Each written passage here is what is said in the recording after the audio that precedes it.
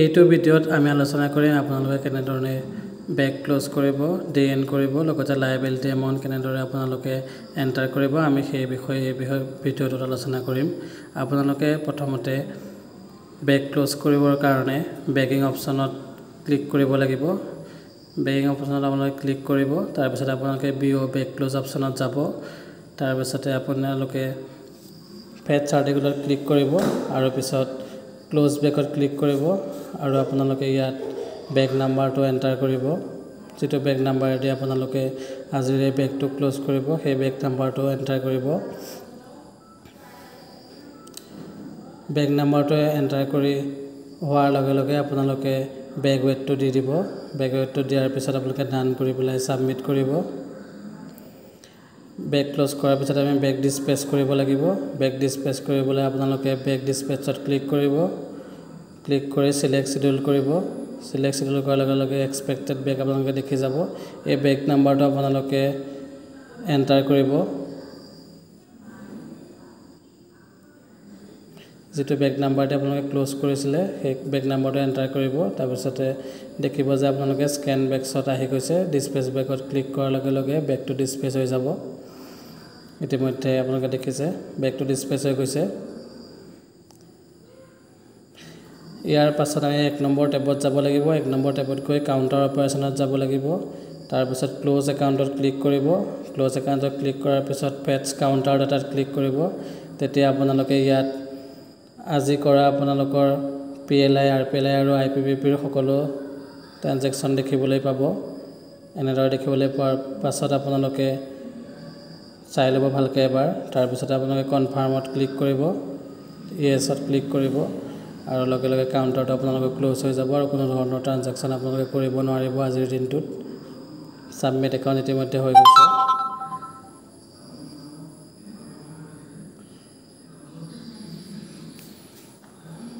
ইয়াৰ পাছত পুনৰ আমি ডে এণ্ড অপশ্যনলৈ যাব লাগিব। ডে এণ্ডত ক্লিক কৰিব, কনফাৰ্ম কৰিব। তাৰপিছত আপোনালোকে ইয়াত CBSৰ ট্ৰানজেকশ্যনখিনি দেখিবলৈ পাব। কেতিয়াবা নেদেখিবও পাৰে, চিন্তা নকৰিব, কনফাৰ্ম কৰিব। কনফাৰ্ম কৰাৰ পাছত ৱেইট কৰিব। কনফাৰ্ম কৰিব।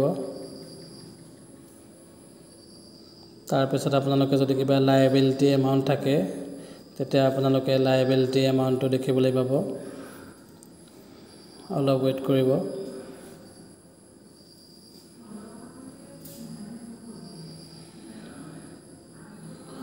আপোনালোকে ইয়াত লায়াবিলিটি এমাউণ্ট এনেকৈ দেখিবলৈ পাব। মোৰ লায়াবিলিটি এমাউণ্ট 21020.29।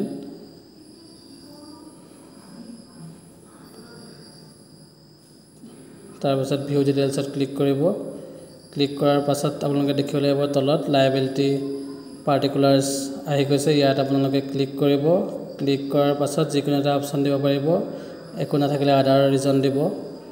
তাৰপিছত আপোনালোকে এমাউণ্টত যোনটো এক্সেছ এমাউণ্ট আছে সেই এক্সেছ এমাউণ্টটো আপোনালোকে তাত টাইপ কৰি দিব 210।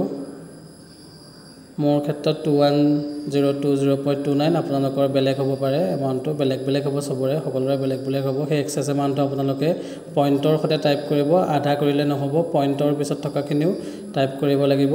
ৰিজনটো আপোনালোকে তাৰপিছত দিব ৰিমাৰ্কত।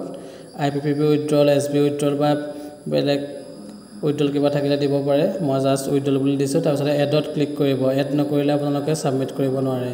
এডত ক্লিক কৰাৰ পিছত আপোনালোকে এক্সেছ এমাউণ্টৰ লগত আপুনি টাইপ কৰা এমাউণ্টটো ভেৰিফাই কৰি ল'ব। 21020.29 মোৰ ঠিকেই আছে, গতিকে ছাবমিটত ক্লিক কৰি দিম আৰু লগে লগে লায়াবিলিটি আমাৰ এণ্টাৰ হৈ গৈছে। ইয়াৰ পিছত আকৌ ডে এণ্ডলৈ যাব। ডে এণ্ডত গৈ কনফাৰ্ম কৰিব। কনফাৰ্ম কৰিব, য়েছ কৰিব, ৱেইট কৰিব।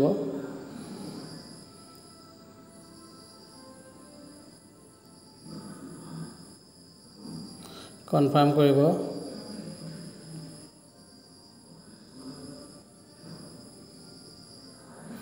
ৱেইট কৰিব। এই ধৰণে আপোনালোকে লায়াবিলিটি এমাউণ্টটো এণ্টাৰ কৰিব পাৰিব আৰু ডে এণ্ড অতি সহজতে কৰিব পাৰিব।